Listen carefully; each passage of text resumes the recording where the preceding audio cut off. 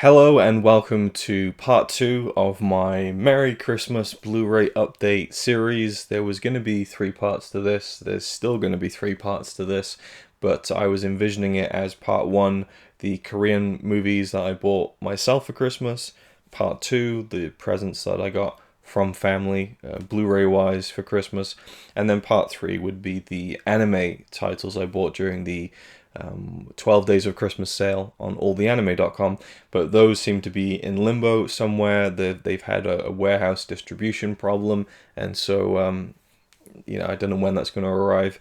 And also, I ended up buying a shit ton of stuff in HMV on the Boxing Day sale. So part 2, this video you're watching right now, will be the few Blu-rays that I got from family for Christmas, a couple of books, and then part 3 will be the huge HMV sale haul, and the anime stuff will just come at some point in January. So let's get right into it. The first thing isn't a Christmas present at all, but I didn't show it in the last video, and I kind of wanted to. I found this in a charity shop for £3 and couldn't really pass it up. It's in pretty ropey condition. It's a very old book. It's from the 80s, in fact, and it is the Warner Brothers Story. Really nice big hardback book, and this kind of goes into the history of the Warner Brothers studio from obviously the very beginnings up until the late 70s, I believe. Someone has written in the front of this 16th of October 1981, but I think the book was maybe even published in the late 70s. But like many of these books that I get, I just love having the big kind of massive photo spreads of really old movies and things like that. That's the stuff that I really enjoy. Like old posters and clippings from movie reviews from like the 20s and stuff. Again, I mostly look at the stuff from the silent era and get really excited about all that kind of stuff, and it just gives you information on pretty much every Warner Brothers film made in the first major part of film history. So it goes through the 20s, 30s, 40s, 50s, 60s and 70s, and it's just something for £3. I thought this is huge. Kind of another addition to my big, kind of hardback, coffee table-esque movie book collection. So just a nice little addition to the collection. And then the other book I got was perhaps my favorite gift for Christmas 2018. Although I have to say, with the 2 presents I got from Graham and CP, those 2 are probably actually right at the top of that list. But this one I'm particularly pleased with and happy to have in my movie collection, and this I got from my mum. Thanks, Mum, who will never watch this in a million years. But she got me something I've wanted for years and years and years, never pulled the trigger on it. It is The Art of Porco Rosso, one of my favorite films of all time, in my top 20 favorite films of all time, in fact. So this is the Hayao Miyazaki film from 1992, and this is the art book. So Studio Ghibli, they put together really nice art books, although I think it's Viz Media who puts these things together. This is the Studio Ghibli library. And this, oh man, it's just gorgeous, right from the opening pages, I'm just kind of in love with this book, the artwork,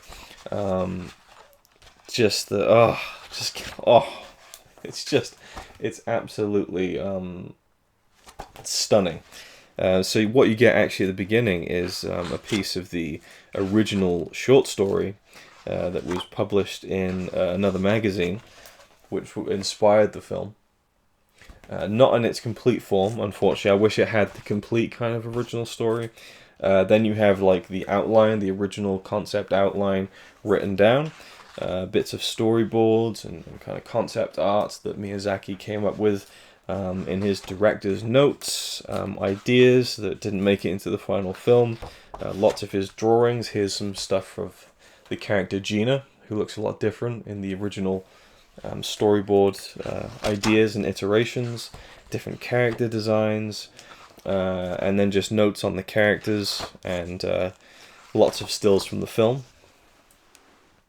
And I read a complaint on Amazon about how there's too many stills from the film, but I'm just like, hey, bring them on. This is one of those like gorgeous movies that I love seeing, kind of just big color spreads of. Just so cool. And I want to review this book actually and go into a bit more detail. But I just so happy with this. And it's something that I'm just going to get enjoyment now. There's a lot of like just the background pieces without anything else. They just kind of they just show you the actual plates of background art. Like I wish I could like download these and have them in full quality on my on my laptop and stuff. Like these are just beautiful pieces of art in their own right, you know. And then actually this is another cool piece. In the end credits you get these kind of small drawings by Miyazaki. Here you get them printed in a bit of kind of, you know, you can see them a bit more clearly than you can in the film, so they've been kind of replicated in this book. And then the final section actually has an entire, I wouldn't call it storyboard, what do they actually call it here? It's like all the shots in the film. It's the film screenplay, although it is the English adaptation screenplay from Disney. And so the screenplay and every single shot from the entire film in order. And then there's a few more bits at the back as well. So, so happy with that. Absolutely fantastic. Now on to the Blu-rays. So this one actually isn't a Christmas present. So basically me and Connie decided that this year, and most of the years, we're not going to get each other anything big, you know, spend about £20-25 on each other. We got a lot of family to kind of take care of as far as Christmas presents are concerned. We're just going to give each other small gifts this year. So she got me a Star Wars pajama set, which I love, and that's about £10. So I thought, okay, with the remaining £10 to £15 for the budget for my presents this year, you can get me a Blu-ray. So we went to HMV and I thought, well, why don't I save you a few pounds and we'll do the 2 for 25 deal. So I'll pay for one of them, you pay for the other one, and instead of paying £15, you pay £12.50. See, it's a very kind of clinical and kind of unpersonal way to get a present for someone. But so we did the 2 for 25. One was a present for me, one was a film I was buying. The film I was buying is the Arrow Academy release of a recent film from one of my new favorite directors. It is The Third Murder, directed by Hirokazu Koreeda, and I have filmed quite a few reviews for his films, which will be seen at some point in 2019. But I will say that he is quickly becoming one of my favorite directors, period, actually. And I was actually in HMV today in Cardiff, and shout out to the guy who saw that I was looking through the World Cinema section and was recommending to me After the Storm, the Koreeda film. And I was like, yeah, that's, you know, I own that one. You know, and he's like, oh, we have the other one, Our Little Sister. I'm like, yep, I got that one too. So the fact that he was trying to recommend them to me is awesome. Gives me faith that there might be someone who would wander in and had never heard of this director and gets recommended one of his films. And, you know, that's kind of, I love the kind of paying it forward aspect of recommending films to people. And anyway, so this is a courtroom drama, I believe. And I haven't really looked into too much more of the plot than that, but I fully trust Koreeda as far as his, you know, the way he executes films and dramas, and I'm very familiar with his films now as far as this decade is concerned. Before that, not so much. So I got quite a bit of background work to do on his early career, but certainly I think this is the only film, in fact, from this decade of his that I haven't seen yet. So I've seen his most recent Shoplifters and a lot of the other ones, so this one is kind of one to tick off the list. I think it's a 2017 film. Yes. And it features 2 actors from his previous films that I really, really like. Like, I love their performances in Like Father, Like Son and Our Little Sister, so looking forward to seeing those actors in this film. But generally, just, it's Koreeda, so I'm really excited to see it regardless. And, you know, there's a few pieces on here. There's a making of featurette. There is Tony Raines talking about the film, and filmed introductions by the cast members of the film, which is pretty cool.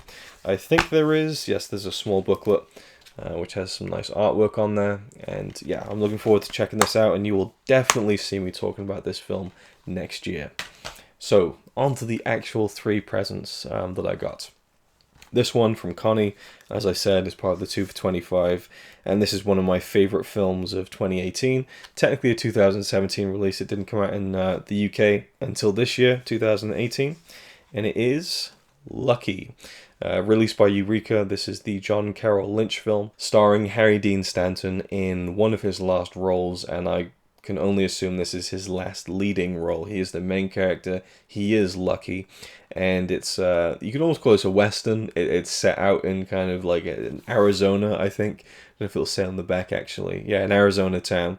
So it's got that kind of dusty, kind of western feel to it, but it's it's set in contemporary America, and we have this guy who's 90 years old and going through a little bit of an existential, I wouldn't say breakdown or crisis, but an existential moment in his life. There's a great scene when he's in a doctor's office, and the doctor's played by Ed Begley Jr., the always great Ed Begley Jr., and he's saying, look, you're 90 years old, you smoke all the time, and I can't find anything wrong with you. It's just ridiculous. It's a very funny scene, and it really feels like a kind of collection of scenes for Harry Dean Stanton to play in a way that reflects on his own life.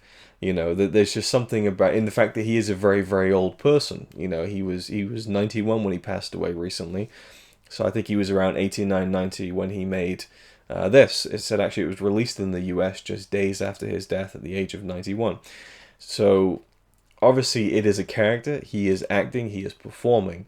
But it really feels like a self-reflective kind of story in that sense, and performance in that sense.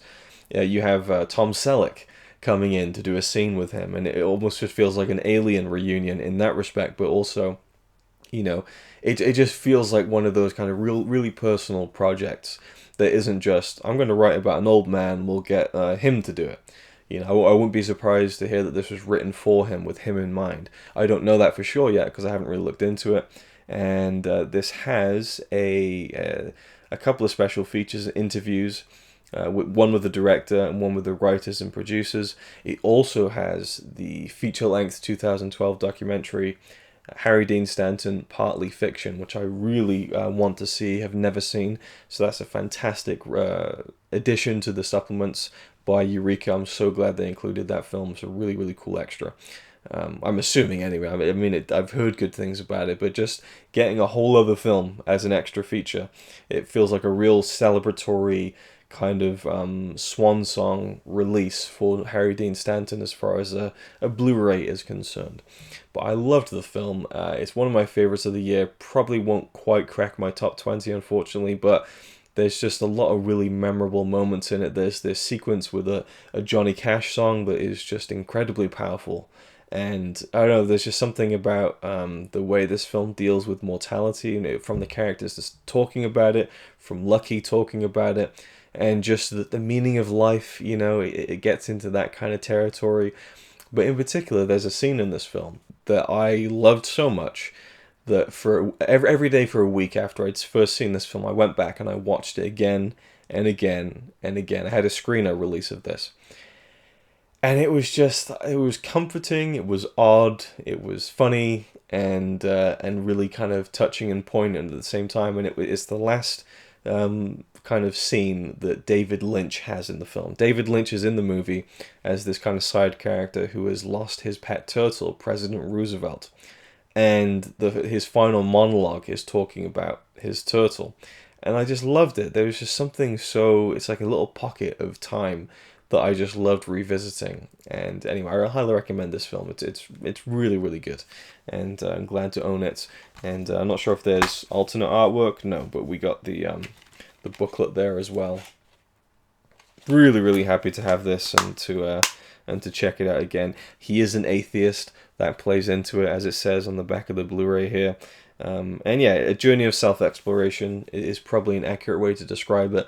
But given his age, it makes you kind of wonder why now, But also there's just such a fucking real charming sense of compassion that you get from Lucky.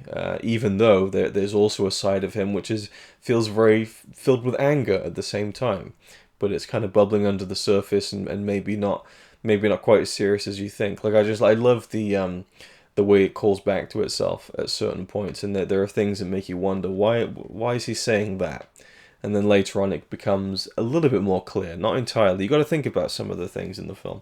Anyway, on with the last two. This one is from my, how do you describe this? This would be from my step grandmother, which is kind of a weird way to put it, but it's the quickest way to describe it, I suppose. My stepmom's mum, who I've known since forever, and it's one of those things where you have like a family, and there's people there, and there are people who you just don't really see that often at all. And I always think, like, you know, you don't need to get me anything for Christmas, you know, we barely see each other, but she always gets me a film, a Blu-ray or two for Christmas, and I always really appreciate it.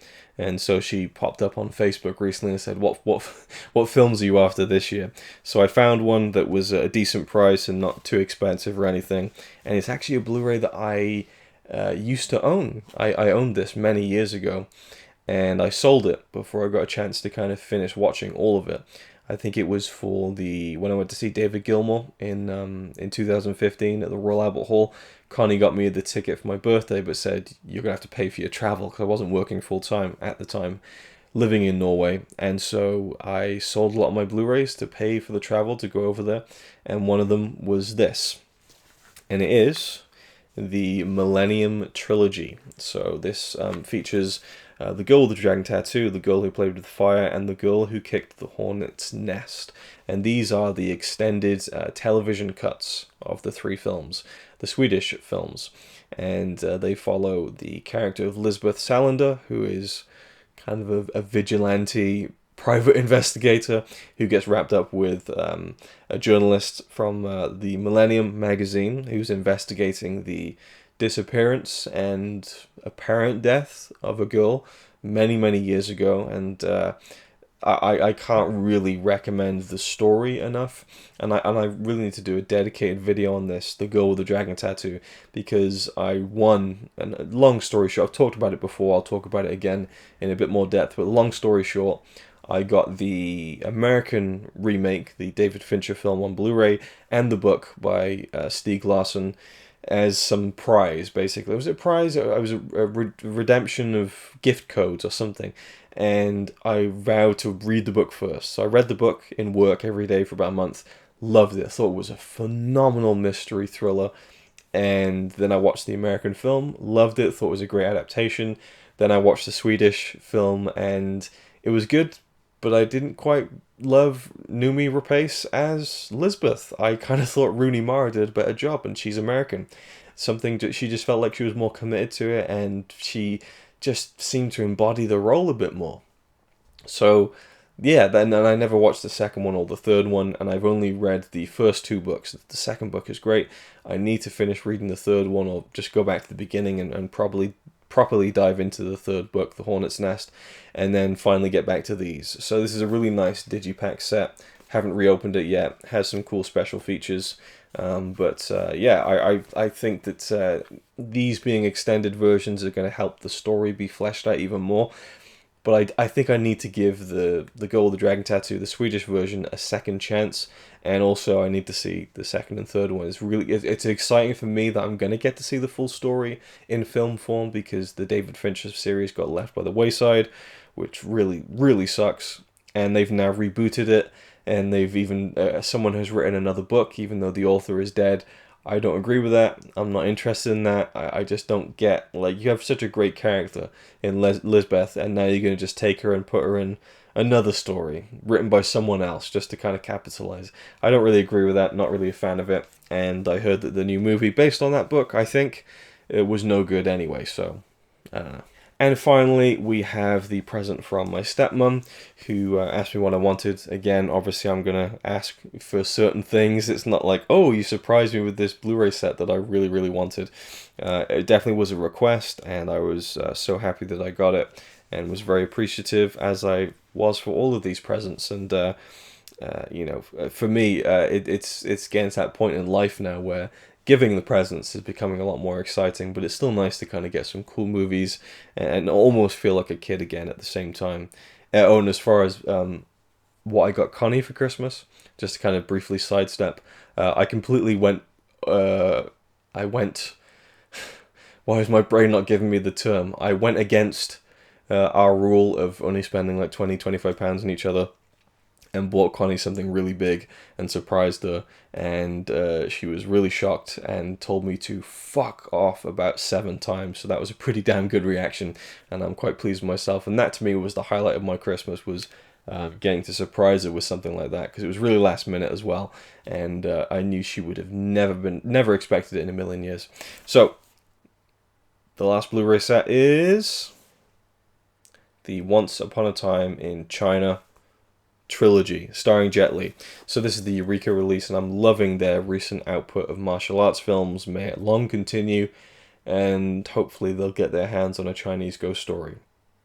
I would love that. But Jet Li is a great performer who I've seen very little of. I've seen Hero, which is a very, very good film, and not much else really. A few films here and there, a few different appearances, but I'm assuming this is more of him in his prime, in his element, in his home country, making these big films.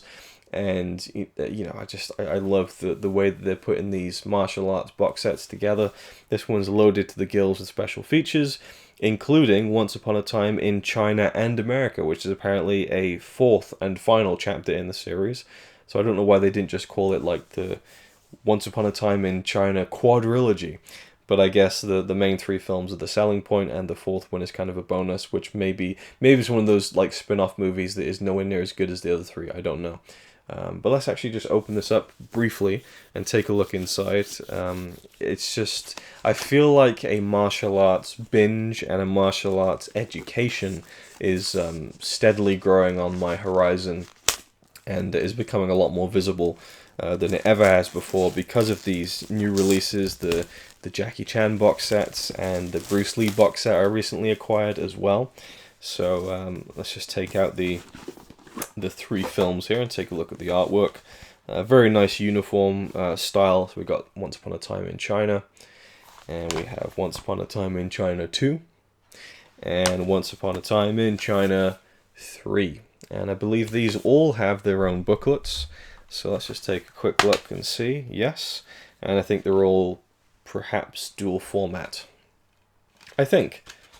No, okay, so we actually have Once Upon a Time in China and America is on Blu-ray on its own disc. So that's nice, actually. I didn't realize it would get its own disc. That's pretty cool. So this 3rd one actually shows you both of those final films. There's even the making of Once Upon a Time in China and America, a 30-minute featurette. So yeah, and that's also sourced from a brand new 2K restoration. Number 3 is sourced from a 4K restoration. Number 2 is from a 4K restoration as well. Oh, that's a really nice booklet, and matches the inside artwork as well. And I can only assume that the first one is also from a 4K restoration. Yeah, so really, really cool. I'm looking forward to looking at the booklets and everything, and obviously watching the films. So you can definitely expect to hear my thoughts on these at some point in 2019. But there we go. That's my Christmas presents from family. Thank you again, family. And yeah, let me know if you've seen any of these and any of the films I've talked about. And I hope you all had a very good Christmas. I'll see you in part 3, where I talk about all the films I got in the HMV sale, and then we can wrap up this Blu-ray madness and resume normal programming very, very soon. So thank you for watching, and I'll see you then. It's alright by me. Apart from the fact he throws cans and calling into a tree. Yeah, he's really cool. Yeah, he's really cool. But he's not quite as cool as you.